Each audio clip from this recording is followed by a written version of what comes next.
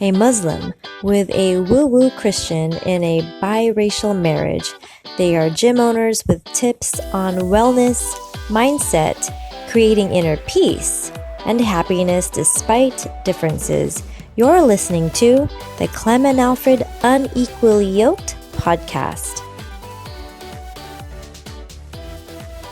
Okay. Hey, we're talking about purging. Letting it go. Cleansing. Letting it go. Clearing. And letting it go. Eliminating. Because you gotta let it go. All right, so we're talking about letting it go, and it is the foundation of manifestation. It's one of the first things you must do to start manifesting something new and getting new things that you really, really want. Because as we change and we grow and we live on this earth, we mutate, we evolve, and we need new things to help us go into our new thing, our new self. We do. Yeah. It gets tough if you hang on to a whole lot of stuff and it starts to pile up and pile up and pile up. There's no room for the new. And so this foundation of purging, eliminating, clearing, cleansing, letting go also works with every area of our life. So it's not just relationships, business, but it also is in fitness. So we'll talk more about that when we come right back from these messages.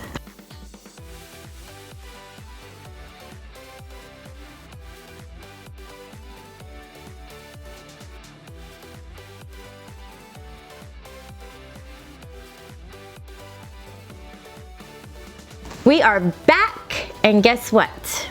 There is biblical foundation or concept, and also it's in the Quran too. It is. So we're going to give you some examples of how we have similarities in this one foundational quantum physics manifestation. I don't know. I don't want to say it's a theory because I really believe it's a law. So do I. Like a law of attraction. It is.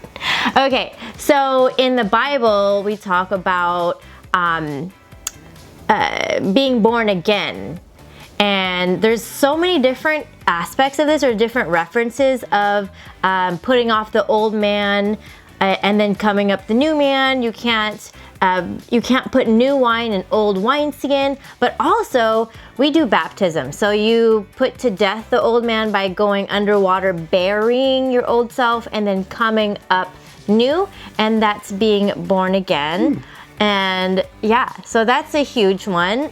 Also, it talks about in the Bible how we have two births, one through our mother and then one through water. So you will change and you will grow over time. And so you have to bury the old self and let go. And I think even Jesus had, there's a parable in the Bible where Jesus talks to a rich man and says, let go of your riches or follow me. And he wouldn't let it go. He wouldn't.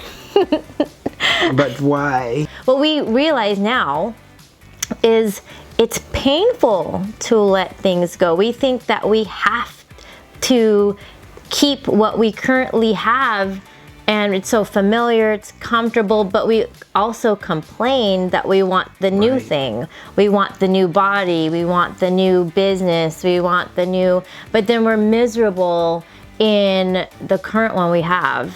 And so, what do Muslims do? Well, ours is, the way it's stated, it kind of goes hand in hand with what you were saying. And it made me think the gentleman in the Bible who didn't want to give up his riches, when Jesus told him to give up his riches, it just popped in my mind that sometimes you love a thing that is not good for you. And then, not to say that his riches weren't good for him, but maybe at that particular time, it could be better. It could have been better to give it away and help some other people with it. I don't know.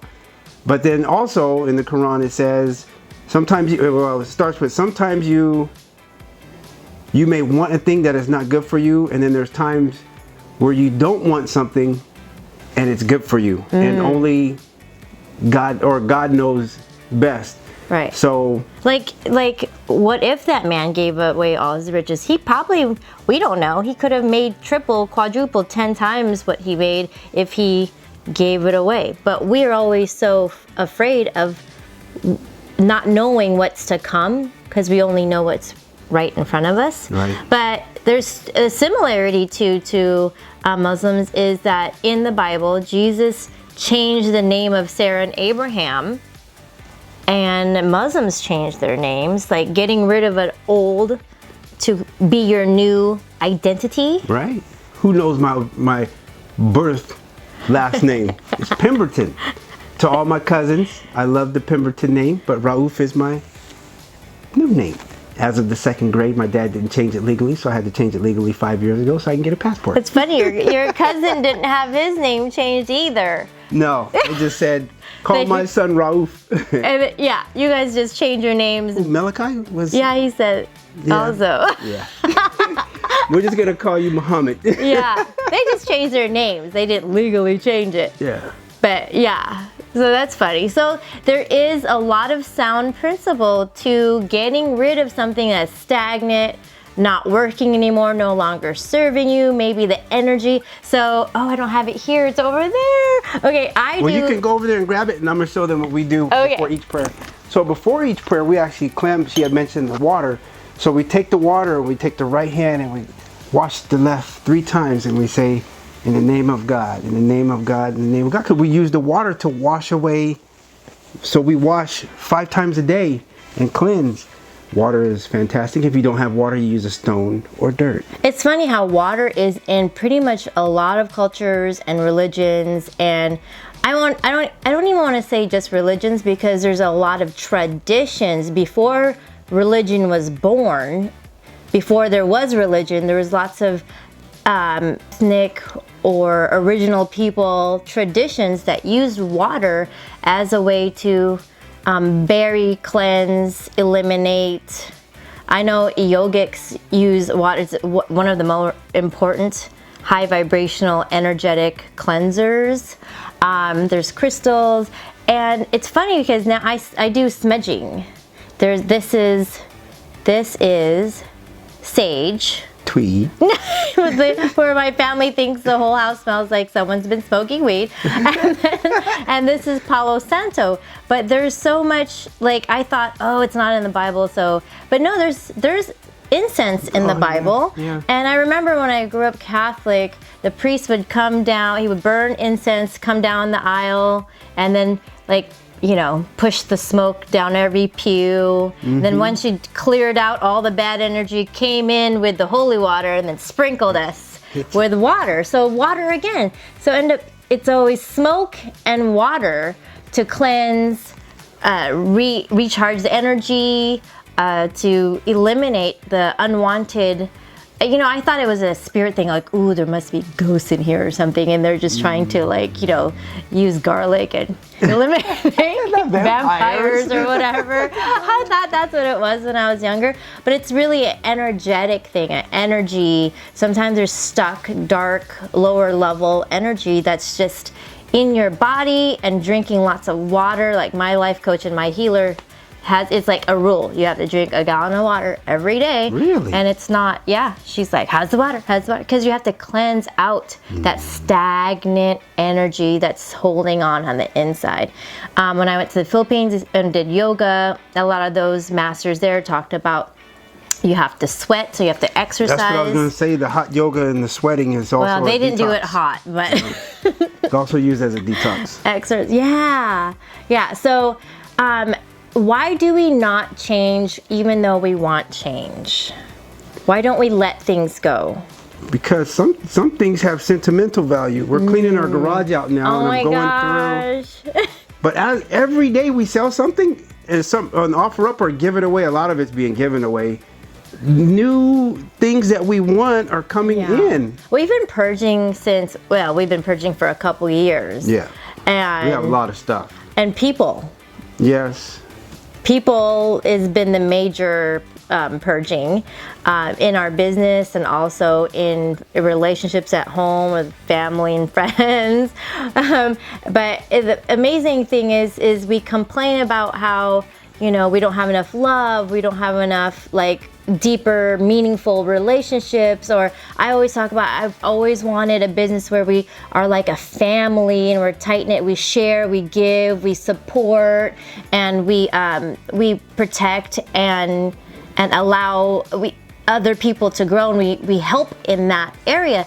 But it's hard when not everybody's on the same page. It is. It's hard so you have to let go of people who are not in alignment to that kind of vision or thinking, or just don't operate on that kind of vibration. And it's okay.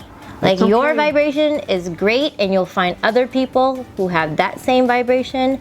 And them, on the other hand, whatever their vibration is, they'll find something suitable for them. What you don't want to do, or what I don't like to do, is to take my vibration and morph it into a different vibration that doesn't suit me. And then you're not feeling fulfilled. Then you don't feel fulfilled. So sometimes you have to part ways. Yeah, and you might be holding the other person back too by keeping them. Because if you're not aligned and you're not a match, you keep them in your life, or they stay because it's too comfortable, too familiar, and they're not letting go. Then they're not getting the blessing or the new thing that they're supposed to have because they're still here.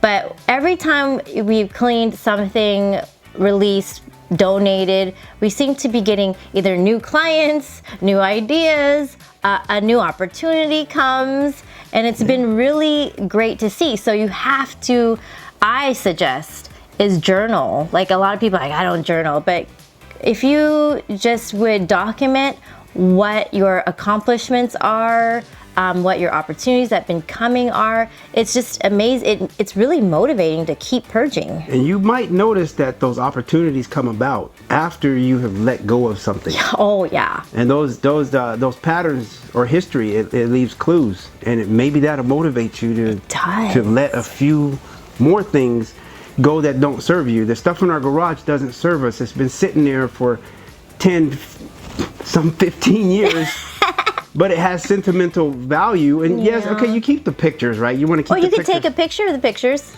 and save it. Put it in the cloud. You can put it in the cloud. Something about the tangible picture of your grandmother. I mean, we're not saying get those out of there, but I got snowboards in there we don't use. We have an amazing futon. I'm just trying to give it away. Somebody can use that. Right. And we have to let go of old thoughts that don't serve us anymore. Oh my goodness, like the one about the chainsaw. That didn't serve me at all. So let go of old thoughts, old beliefs. But here's another one. How about in fitness? One of our clients, she's doing it like intermittent fasting with some kind of, what's that called? Not purging. She's not throwing up. But elimination diet. She documents. So she does like a longer intermittent fasting, which is like a day. And then when she finally does eat, it's a shorter window of eating. And then she documents what she does eat and notes how she feels, what the results were, like how it affected her weight, how it affected inflammation, how she felt. And that way she knows, oh, that's probably not good for me and my diet. Right. So when you eliminate everything out of your system, cleanse everything out, then now you have a clean palette. Your body's on a clean reset palette. And then when you put something in, you can really be sensitive to what is happening and really be noteful, like mindful. And now you're more aware of, oh, well, my tongue swells up, or I get really itchy, or oh, my stomach gets totally inflamed. Right.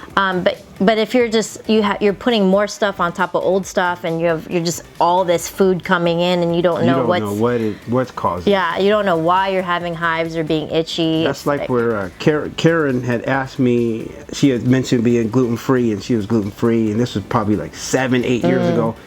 And I said, there's no gluten. I don't have a gluten problem. I eat bread and everything all the time.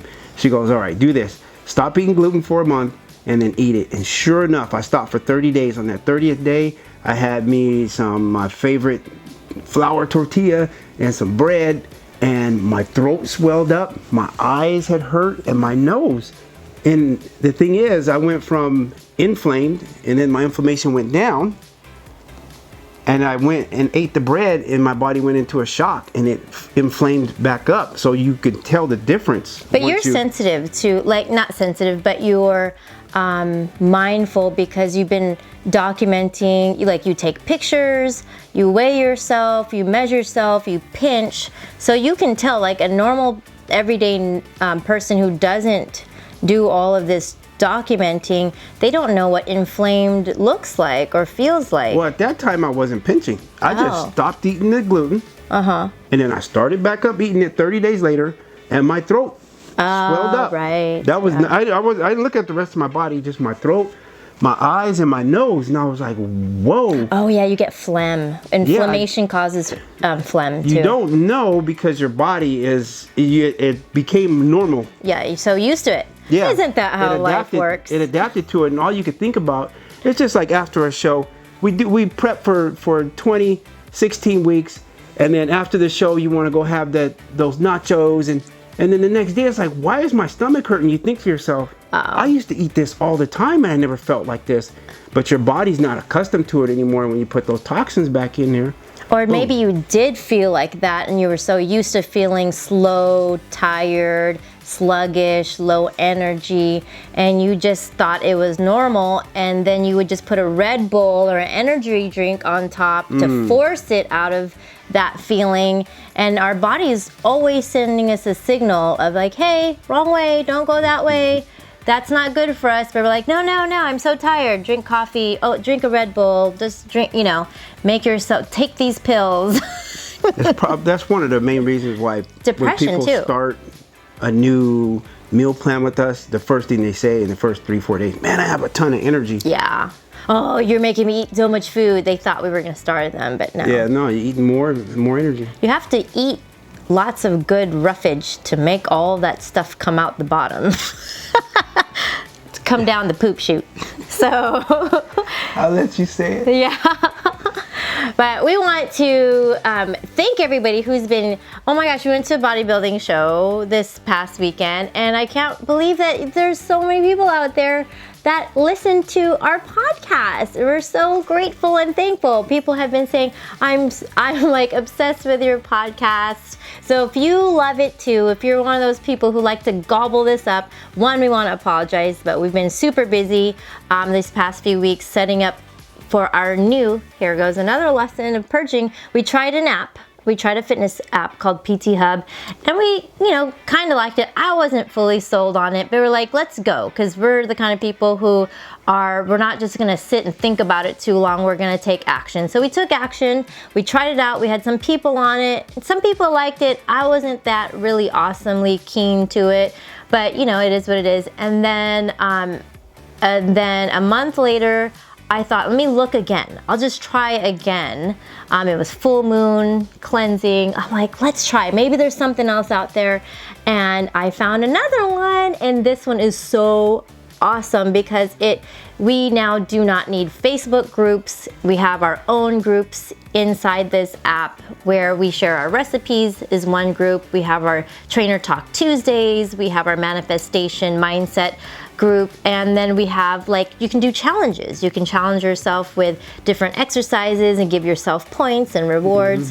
So it's super cool. I know we said that about the last one, but this one just does so much. Oh my gosh, so much more. So much more. We're able to get rid of some of the other stuff we were using and combine everything into one. We got rid of 3 apps and now only use 1. Right. Well, actually 4, because if you count Facebook, since we don't need that one anymore, that would be 4 apps all combined in one. So we're pretty happy about that one, but it's been taking us some time to get set up and get situated, so the podcast thing didn't happen. Yeah, we have to integrate or merge all the accounts over, and that's wasn't the easiest thing to do. September reset for us on the podcast, but also some new September reset challenges in the app. So if you join us this time around for $17 a month, You'll get this really cool app, upload all of your measurements, your pictures. There's a community in there now, so you set up your profile like you would a Facebook. Yeah. And you get to share, your accomplishments and the things that you're doing, share photos, just like a community. It's pretty cool. It is a nice, tight-knit health and wellness community that's private. Yeah, it's private. It's just the like-minded people that you want to be around are in that community, sharing just a ton of positive information. Right. And it's just us because it's our own private app, which is super no advertising. cool. Well, I might, like, hey, join this new challenge. So there's different challenges that we could set up inside the app. Like we could do a step challenge, a push-up challenge, whatever, and you just click every time you do it, and you can see the leaderboard and who's like doing their push-ups or doing their steps or doing really cool, whatever the exercise we choose for the month is. So it's been pretty cool. We love it, and we want to see you there. Look us up on clemanalfred.com. It'll be in there.